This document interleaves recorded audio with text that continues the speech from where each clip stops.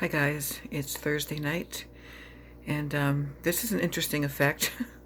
That strobing line of light across the screen is, I guess, jumping off the makeup mirror, which I have my phone propped up on. So there's these, like, a square full of fluorescent lights, LED lights, right behind my phone. I told Heather just now I was going to bed, but there's too much on my mind, and I'm trying to unwind with some tea, process my day, try to make sense of these crazy moods. Um, but I wanted to come on and say that it feels really good just to know that there's so much solidarity with, I don't want to say mental illness. I mean, it is mental illness in a lot of our cases, but you don't necessarily have to label something as dramatic as all that to say that you're feeling blue or melancholy or just meh, blah, some kind of way, all up in our feels. I'm all over the place because of residual stress from work. Money issues, car issues, my laptop is dying, my phone is dying, YouTube is all fucked up, pardon my French. Seriously, I put on my laptop tonight to try to figure out if I could work on YouTube from there, but there's this big giant, like, it looks like an ink spill. I guess like the screen got scratched, or I don't know. I don't use it enough. And I hate not being tech savvy. Like, I really, in the past, there have been times when I've walked into computer stores or like the Sprint store even with phone issues, and I've almost been in tears. Like, I've been that person. Like, here, Mr. Mr. Tech Man, fix it, you know? My kids used to make fun of me so bad. Not so much my son. My daughter likes to make fun of me. Another thing I wanted to share, just in case any of you were wondering, like, why I'm so stressed out. I mean, besides all the reasons I constantly, definitely do talk about. Where the hell are my cigarettes? Smokes, don't fail me now. Now I gotta find a lighter. Oh my god. Everything's so dark here because I didn't feel like putting on.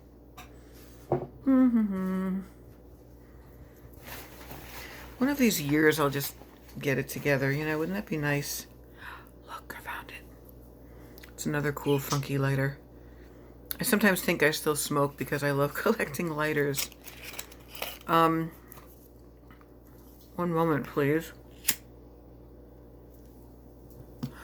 First of all, thank you to everybody that's been trying to help me. Nebula Sky, Heather, the Dirt Chicken, with trying to figure out what's happening with my channel as far as setup and format and all that jazz. I just can't figure it out. I didn't do any updates on my phone or change settings or anything, so I don't know. When I get a chance next week, I'll try to look into it. But I should be in bed right now because tomorrow I have to be in work at 7. The good news is that originally I was going to work till 4, but now I think just till 12 or 2, which is great because I have things I want to get done for Mother's Day. I'd like to get a plant for my daughter, and I'm going to make a trifle with berries and whipped cream and pudding and cake, and it's going to be very fattening and delicious. I overate today. I was nervous about the doctor visit and, all the other things I have to get done. Oh God, I'm running out of battery here. I'm in my pajamas. Hope nobody can see my dense breasts. I had to laugh at that term that the gyno used today. I said, why do I have to get a breast ultrasound along with a horribly pinching boob squeeze mammogram? And he's like, you have dense breasts. And I'm like, I've been called dense before, but don't insult my girls here. What I want to say, and I don't want to give it life or like give it bad luck by talking about it, but and I don't want to cry. But my son-in-law had a mole on his back that turned out to be melanoma, and he had it taken off, and they saw the surgical oncologist today, and they're going to excise the whole area to make sure they got everything, and they're going to do a lymph node biopsy to make sure nothing has spread. Needless to say, everybody is freaked out about this and scared, and especially my daughter. whose mind, of course, already goes to the worst case scenarios. And when she's in pain, I'm in pain. And I feel kind of helpless living sort of far, not really far away, but far enough away that I can't just hop over there and watch the kids if they need to run to the doctor or whatever. But I also don't want to let my mind go to that worst place scenario, because there's a very strong chance everything's gone and he's going to be just fine. And that's my hope and my faith. I don't, unfortunately, really believe in God, so I don't want to say like, oh, I'm just going to pray harder and pray harder, because that's not my style. I believe in the universe, a benevolent sense of universal goodness that still exists even in a very sick world. I believe in nature, and I believe in the ebb and flow of things, the rhythm of life. I love him so much. He's a wonderful person. And he's my daughter's husband and best friend and an incredible father. He's so involved with those boys, it's incredible. So everyone, please think a good, healthy, healing thought, good vibes, good juju. Pray if you like. Anyway, as I always say when I come on here, that there's a lot of things I wish I could say, but I don't. I tend to ramble because I can't seem to ever like organize my thoughts, and it's really an issue.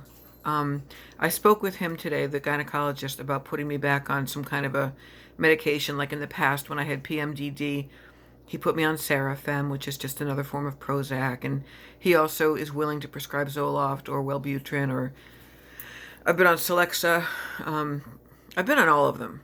But then I told him that I was on duloxetine now, and he said, oh, I don't want to mix those. I don't want to mix an SSRI with an SSNI, norepinephrine inhibitor. All of which doesn't ever really seem to help me. I also take a bunch of herbal things. I take a lot of vitamins. I try to drink a lot of water. Unfortunately, I still do this. And I'm fat and I don't exercise. I'd like to read you guys a poem I wrote. I'd like to end this video with a poem, because writing helps me a lot. It's my solace and like my saving grace. Whoops. But I'm going to have to turn this up. There we go. Now your girl is bright, bright, bright. There we go. I wrote this poem a couple years ago, but I've since edited it a little bit. Seriously.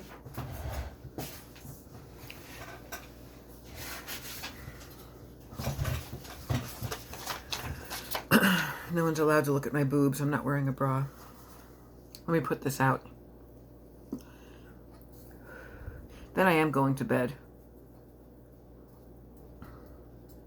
Saturday I'm working 8 a.m. to 10 p.m. That's going to be fun. But at least I'll take the two ladies out to the dollar store and maybe out to lunch. I felt like reading this poem because what Sabina was talking about tonight, and thank you so much for the shout out. You're very lovely for doing that, for trying to boost my channel and boost my spirits. When she was talking about nature and how we're all kind of connected and things, and she was talking about the song Drive and how she shares a birthday with the singer. I share my birthday on 5/5 with Adele. That's pretty cool. I love that girl. This poem is called Soul Dust. Confetti that glimmers, feathers and dirt, the tumbleweed stuff of hopes, dreams, and hurt. Stardust, detritus, the crushed shells of time, the sand grains of memory is gold unrefined. Brushed off as mundane these contents of days, banal shards of glass lining our ways. Bird seeds sown carelessly, lint on the sheets, dust mites and pebbles, the crumbs that we eat. All these and more comprise soul dust we've made. The cells of mere body is all that will fade. Dandelion's fluff blown by fate's final breath, time is measured as birth, life, and death. But come what will and come what may, the sun rests at the feet of dusk's end of day, and the soul knows no time, no rot, no decay. We are soul dust, life's glitter, like fairies at play. I wrote that in 2014, and I've tweaked it a little bit. If I ever do publish any books of poetry, One of the compendiums will be called Soul Dust, and it's going to be more about like metaphors and abstractions and my reflections on life. My poems about love and erotica are going to be called To Suffer Gladly. My poems about nature and birds and inspiration is going to be called Sparrows at the Cloisters, about how small things are really big things and vice versa.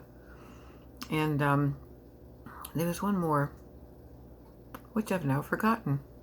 Some writer I am, right?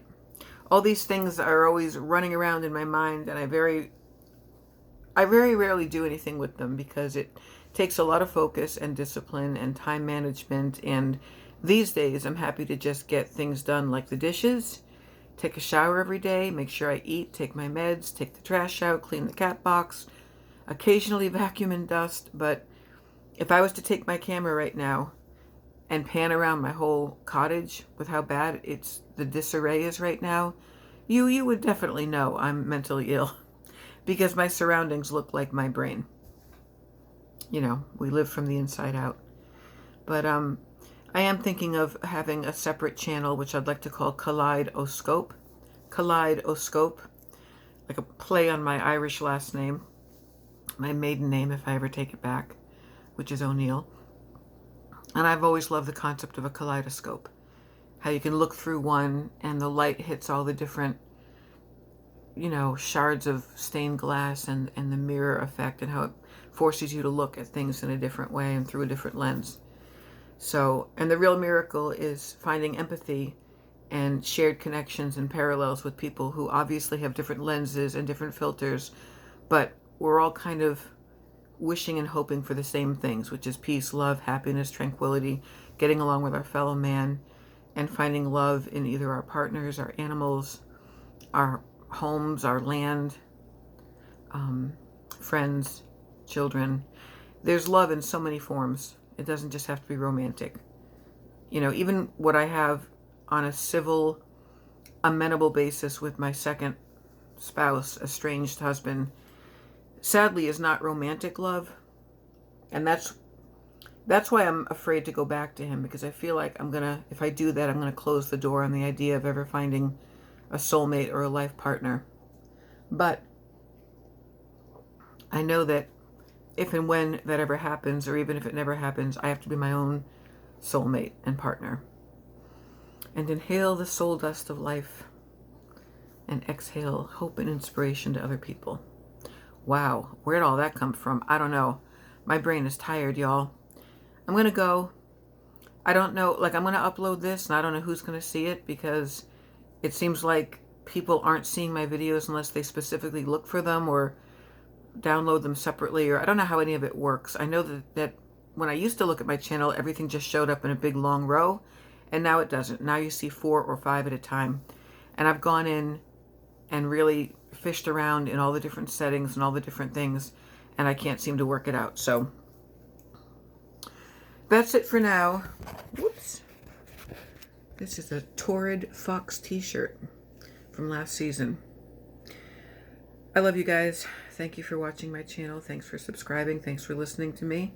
And I promise I'm going to keep trying to do better and better. Peace out. Have a good night.